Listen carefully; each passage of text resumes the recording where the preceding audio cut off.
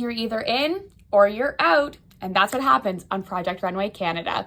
This is Hillary with TNN, and I was glued to the screen watching every episode of Project Runway Canada, and it has finally come to an end. We know who the winner is. On the day of filming this, tomorrow, I will be interviewing the 3 finalists. So I'm excited to see if they can shed some light on the experience and how the show was created. But I wanted to share some of my thoughts, being someone who works in the industry here, as someone who knows some of the people who were on the show.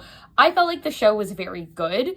I thought that it had good moments of like drama and fun and laughter. I thought that the fashion that every single person was able to execute was absolutely phenomenal, so technical, so well done. And I thought that it made for quite good TV.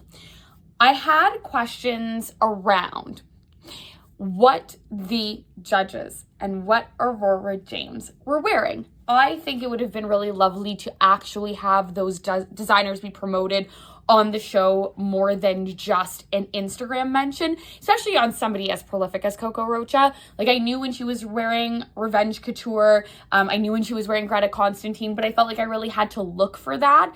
And considering it's a show about fashion, it would really be great to have those names on the screen so people can continue to shop, buy, amplify, and share.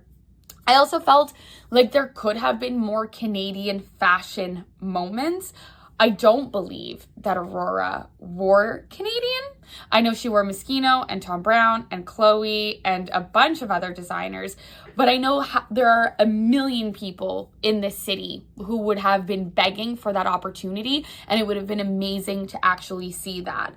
I also got the sense that a lot of the designers locally to Toronto were putting in the effort to host screening opportunities at Cruise and Tangos and like viewing parties and all of these things.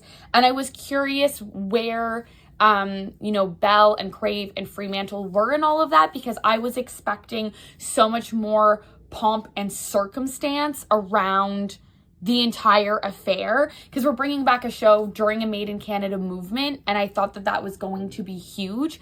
I also was a bit surprised at who won, and I won't re-spoil it here. I hope everyone goes and watches, but I'm excited to see what happens. By and large, we do need more opportunities like this for Canadian talent. We need more financial investment. We need more Canadian TV, as we've seen with Heated Rivalry. And so I'm excited to see what happens next. I'm excited to see where the designers go and where the show goes, and I do hope that there is a season 2 with more Canadian fashion moments.